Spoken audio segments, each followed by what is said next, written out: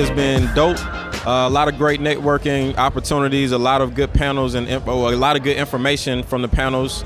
I mean, it is what it was created to be, you know what I mean? And depending on how good you are at networking, that usually determines how well, you know, the festival went for you. So I've learned a lot, met a lot of great people, made a lot of good connections so far. I'm an inspirational hip-hop artist, gospel hip-hop artist, depending on how you want to categorize it.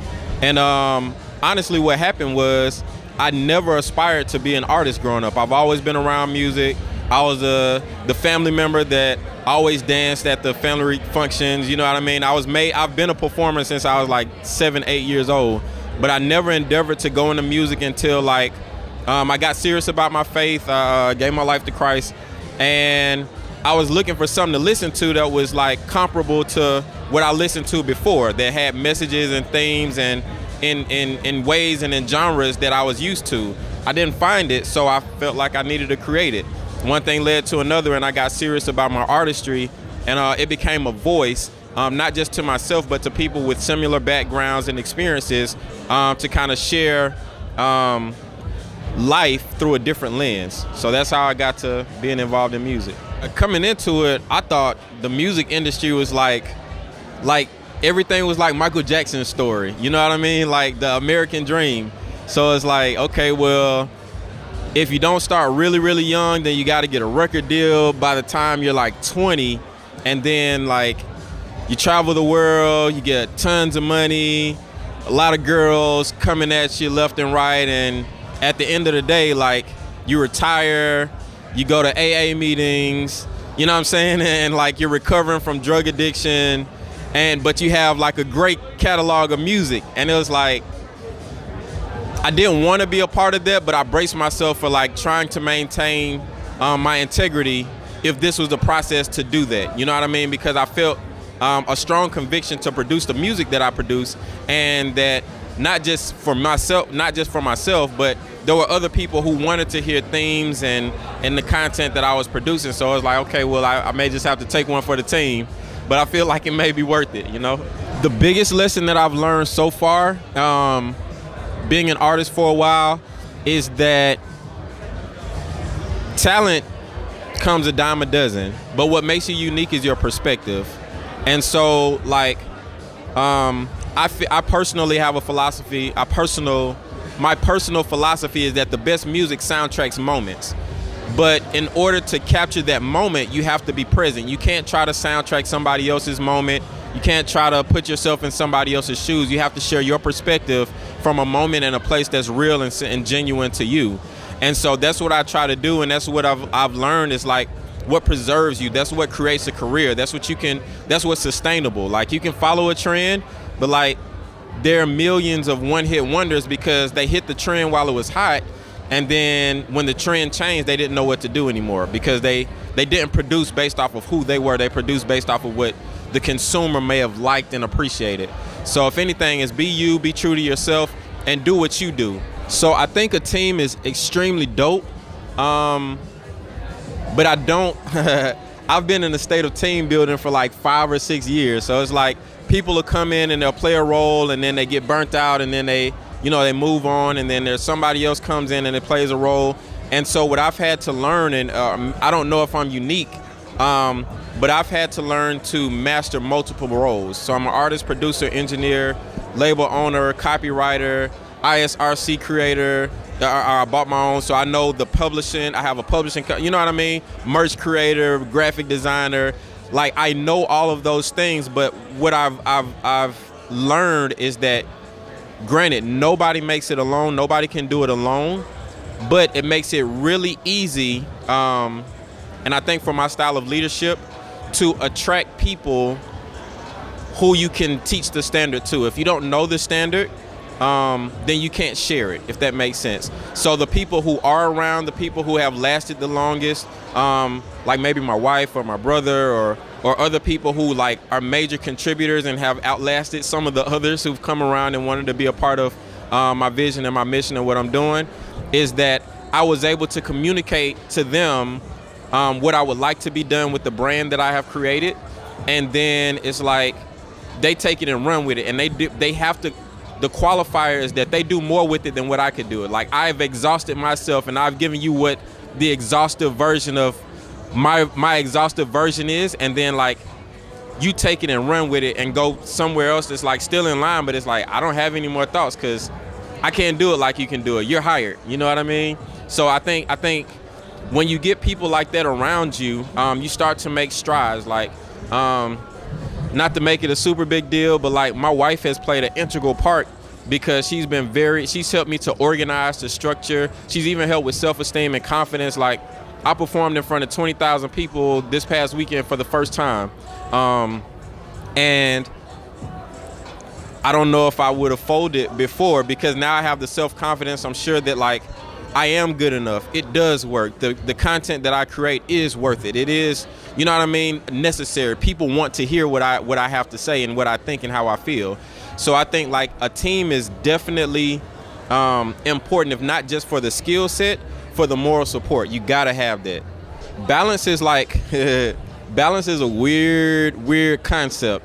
So like I was taught, or the best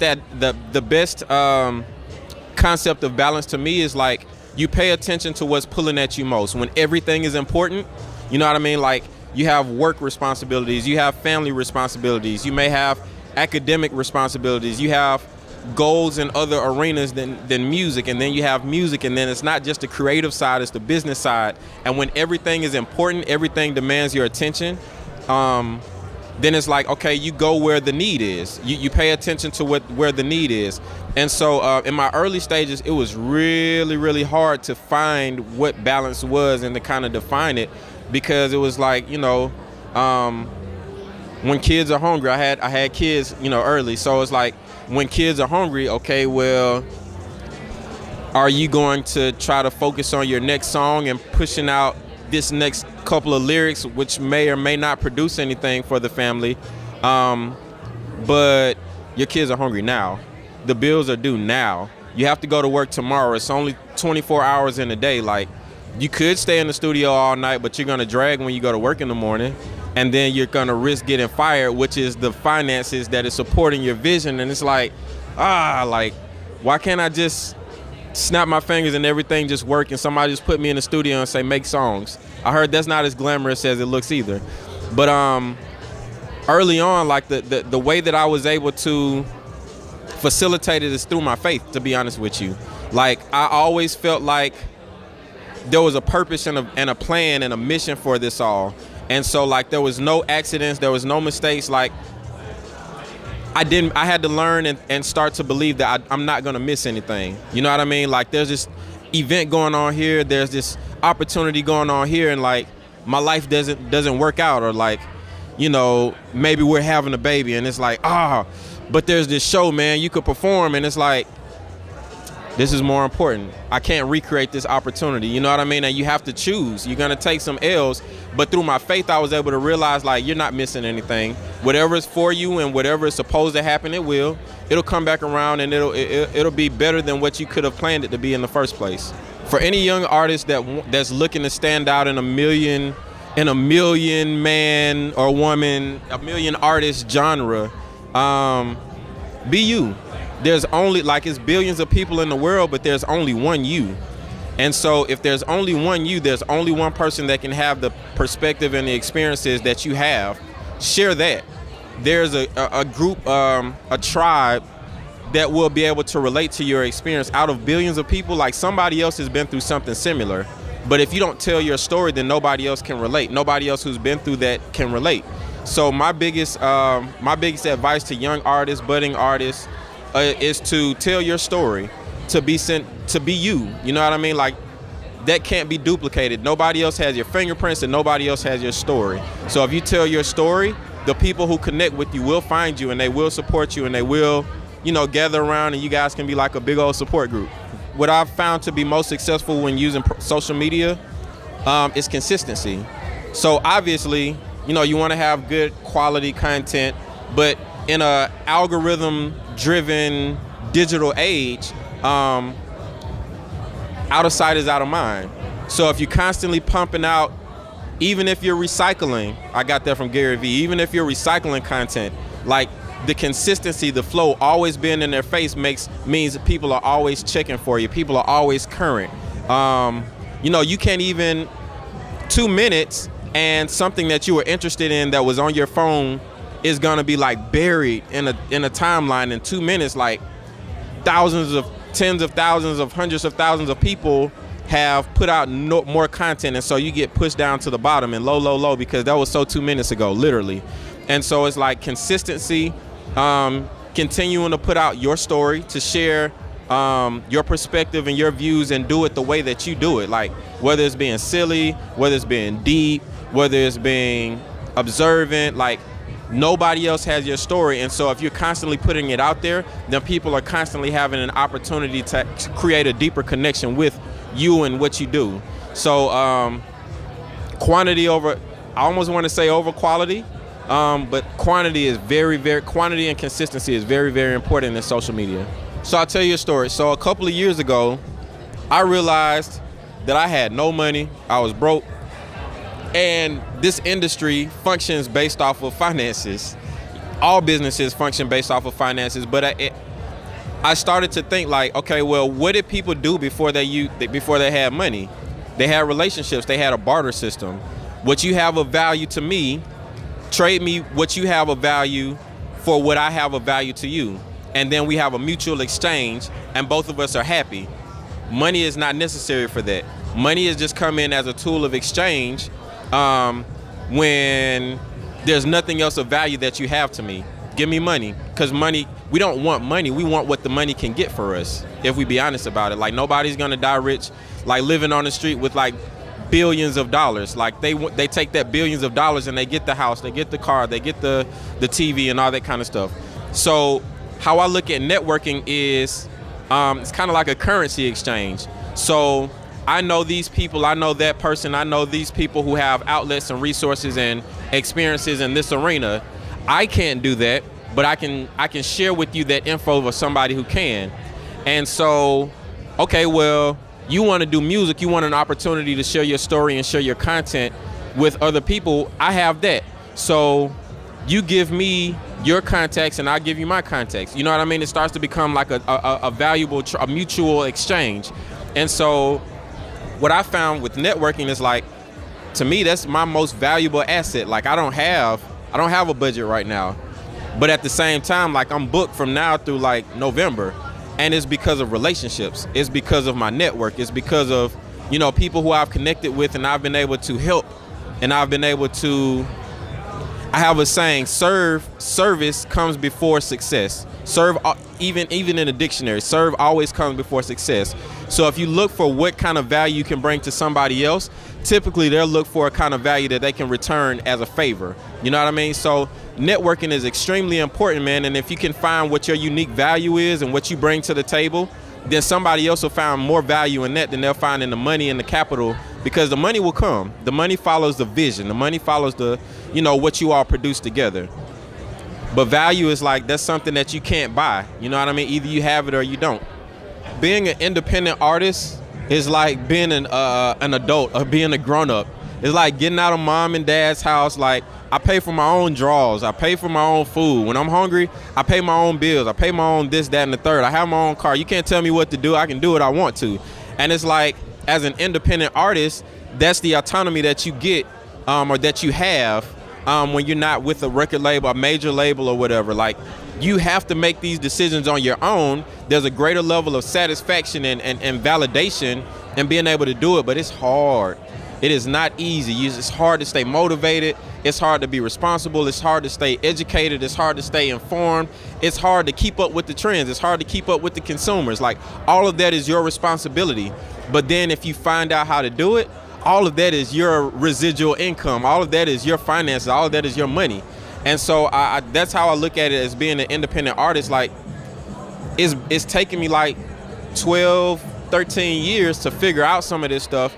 But like, people are building businesses based off of stuff that you could just spend a couple hours on YouTube, Google to find out. Like, copywriting is not rocket science. It's not rocket science.